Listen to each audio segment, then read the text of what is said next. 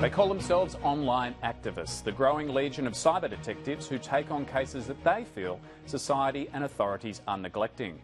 Some see them as heroes, others as vigilantes. The most notorious among them is the group calling themselves Anonymous, who after the attacks in Paris earlier this month declared they would use the web to strike ISIS and its communications network. Alison Caldwell reports.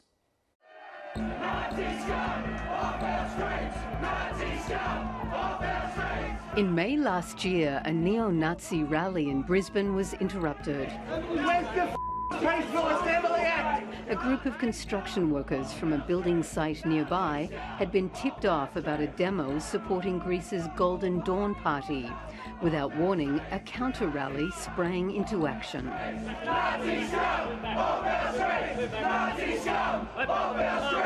The counter-rally wasn't the Unionists' idea. It was organised by a man on a computer nearly 2,000 kilometres away. What I do is try and monitor the activities of the far right in Australia and the events that they organise. Andy Fleming is a cyber activist who trawls the web for information and cultivates sources inside the organisations he's targeting. That's how he found out about the planned neo-Nazi demonstration.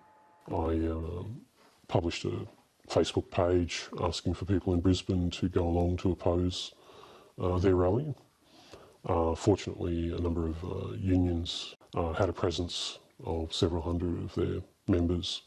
I was able to provide them and others with information about who Golden Dawn was, an anti-union, neo-Nazi organisation.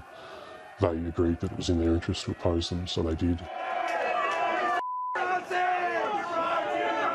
I think what happened in the end is the Nazis had to escape in a taxi driven by an Indian taxi driver from the event. Andy Fleming is one of thousands of online activists around the world who are using the internet to right the wrongs they see in society. He says he's received death threats and doesn't want to appear on camera. It's not enough for him to write letters to the newspapers or lobby politicians for change. I found it useful to obtain information about these groups which can then be used at opportune moments when and where it becomes necessary. Do you find that it's more effective, a much more effective way to achieve what you're after? I think so. I think I've been a disruptive influence. And I should also add that I'm working with a range of other people who belong to a kind of loose network of people who do the same kinds of work. Light them all up. Come on, fire. Hey, Roger. The successes of WikiLeaks and Anonymous have spawned tens of thousands of other online activists. CrowdSolve, applying crowdsourcing to crime. With web sleuths and citizen detectives now challenging governments and security agencies around the world. Share theories of the crime and help solve the case. So it's in some ways a kind of very direct action form of activism. Their birth and their reason for being has... McGill University professor Gabriella Coleman is recognised as one of the world's leading authorities on hacker culture and online activism. I guess at some level, cyber sleuthing and cyber detectives can be considered as a form of activism, but it is a very particular form where citizens are deciding that there's something wrong or there's some information that if they gain, they can, locate perpetrators or put an end to pedophiles. She believes what's happening on the web will have serious consequences for policing and justice.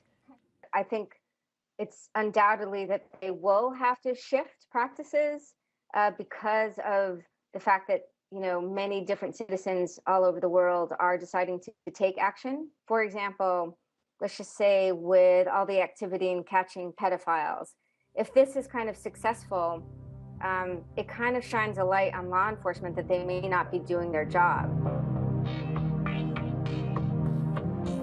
Earlier this month in Melbourne, a group calling itself the Tinder Experiment drew praise and scorn after it posted videos online of older men apparently preying on a woman posing as a 15-year-old girl. I'll go get these. How old are you really? I'm 15. Yeah. Alright, so we're putting the GoPro on this shelf here. We're going to be sitting here. Using hidden cameras, the group filmed men who'd responded to a match on the dating app Tinder, suggesting that Imogen, aged 15, was nearby. In fact, Imogen is 21 years old. She doesn't want to appear on camera because she says it may compromise future experiments. But to look at her, she could easily pass for a teenager. I wanted to see how this would pan out and, yeah, basically just do an experiment. And I trusted the people I was working with anyway. We had a problem with this one, the backlight lighting up. Blake masterminded the so-called experiment. We felt that there wasn't enough awareness and that people didn't really know that this kind of stuff went on. And so we wanted to just share that with everyone because it's not really well known. In the video, Blake, playing Imogen's brother, comes home and feigns outrage. Sorry man, who are you? Man, what's going on, okay? What are you doing with my sister, man? She's 15. Even after they were caught, Imogen says some of the men approached her again, wanting to meet up in secret. They still went back again after the first time being busted and knowing how serious that what they just did was. We are tracking you down. We will find you and not leave you any rest. After the Charlie Hebdo shootings in Paris, Anonymous declared war on ISIS, saying it would strike at the heart of its communications network. According to Professor Gabriella Coleman, this is no hoax. This was one of the interesting operations that tended to be both controversial, but also draw a tremendous amount of support, both from an English-speaking population and especially a French-speaking population as well. Like a juggernaut, online activists and citizen detectives show no sign of backing off. And when police and governments respond with more surveillance, it only galvanizes their efforts.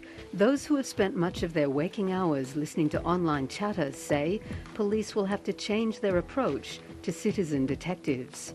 But I think that's completely possible in the future, that they will open the door to selectively working with groups who do contribute to providing useful information for law enforcement.